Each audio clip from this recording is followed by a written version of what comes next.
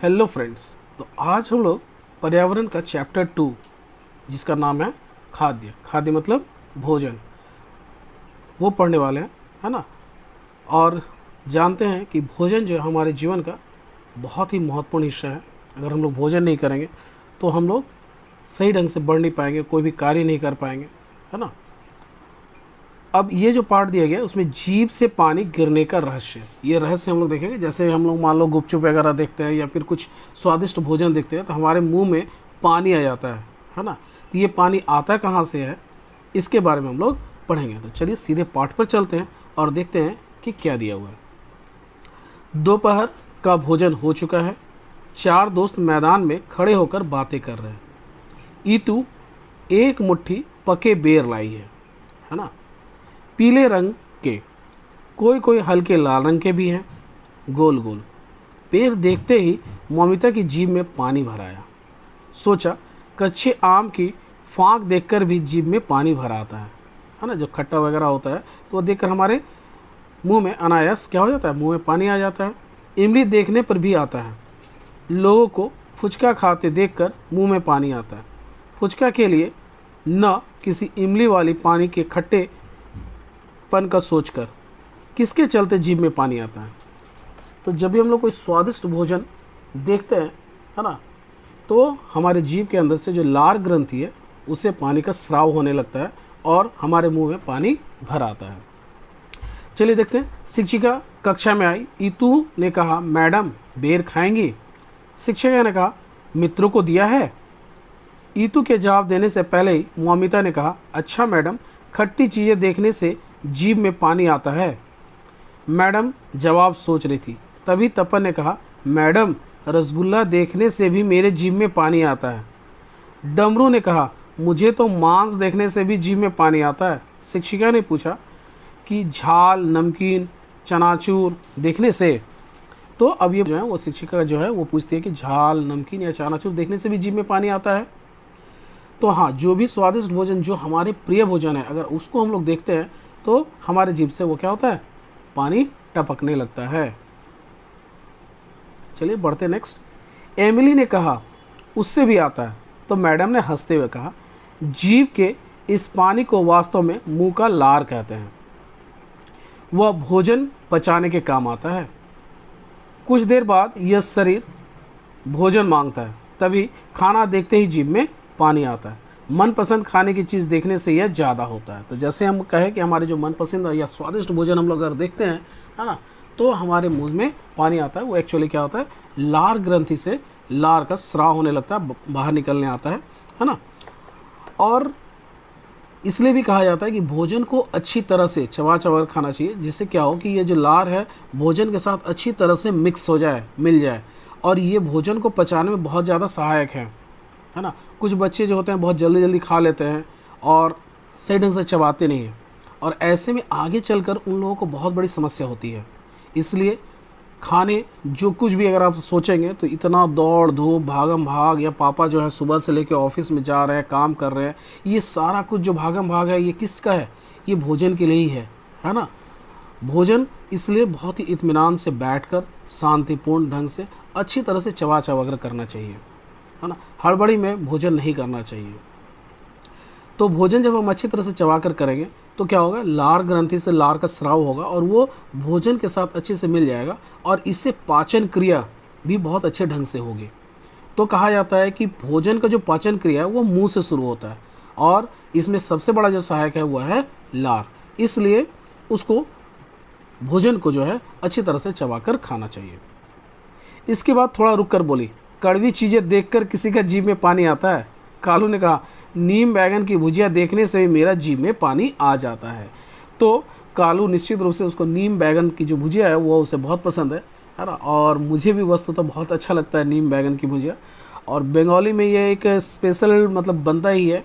इसके अलावा सुक्ता होता है जिसमें करेला, बैगन, केला वगैरह बहुत सारे चीज़ आइटम डालकर उसको बनाया जाता है। वह भी काफ़ी ज़्यादा खाने में स्वादिष्ट होता है, तो अच्छी बात है।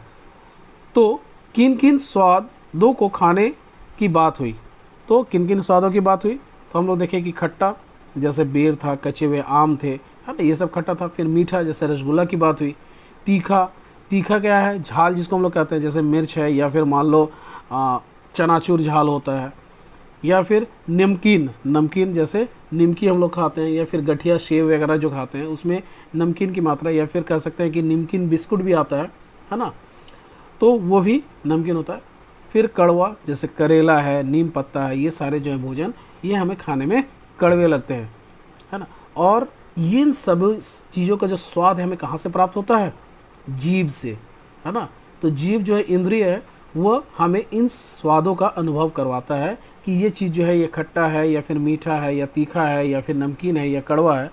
तो इससे सवाल बन सकते हैं कि कुछ स्वादों के नाम लिखो और इनसे जो भोजन से जो स्वाद प्राप्त होता है उसकी भी एक तालिका तैयार करो, और किस इंद्रियों के प्रयोग से या किस इंद्रिय की मदद से हमें स्वाद का अनुभव होता है, तो इसका क्या हो जाएगा, जीभ हो जाएगा। चलिए बढ़ते हैं अगले स्लाइड की ओर। बातें करें मिलकर, रखेंगे लिखकर। 5 प्रकार के स्वादों की बात हुई है ना। 5 प्रकार के स्वाद देखें क्या क्या, खट्टा, मीठा, तीखा या फिर झाल कह सकते हैं, नमकीन और कड़वा। तो इन 5 स्वादों वाली कौन कौन सी चीज़ें तुमने खाई हैं उन्हें नीचे लिखो। तो जैसे खट्टा, खट्टा में क्या क्या चीज़ें हो सकती हैं, तो लिखते हैं इमली, है ना, फिर कच्चा आम, नींबू, दही, आमड़ा। आमड़ा जो है ये भी एक फल होता है ना, और इसकी चटनी भी काफ़ी अच्छा बनती है। तो इमली, कच्चा आम, नींबू, दही, आमड़ा ये सभी जो है खट्टे हैं। इसके अलावा आप बेर भी लिख सकते हैं, और भी कुछ आपके मन में आ रहा है तो वो भी आप इसमें ऐड कर सकते हैं। अब आते हैं मीठा। मीठा जैसे आप जानते हैं बंगाल का सबसे फेमस क्या, रसगुल्ला। तो रसगुल्ला, फिर लड्डू, केक, है ना, पके आम काफ़ी मीठे होते हैं, और चॉकलेट। ये सारे मीठे में मैंने लिखा, आप चाहे तो और भी इस लिस्ट में डाल सकते हो। अगला है तीखा या झाल। तो क्या खाने से हमें तीखा या फिर झाल लगता है, चलिए उसका हम लोग कुछ भोजन पदार्थों के नाम लिख लेते हैं। जैसे आलू चॉप, हरी मिर्च, चनाचूर, समोसा, पानी पूरी, है ना। इसके अलावा आप और भी लिस्ट में डाल सकते हैं। नमकीन, कौन से भोजन जो है वो हमें नमकीन लगते हैं, थोड़ा नमक उसमें ज़्यादा रहता है, जैसे निमकी। फिर है बिस्किट या बिस्कुट, चिप्स या कुरकुरे, चनाचूर, सेव, गठिया।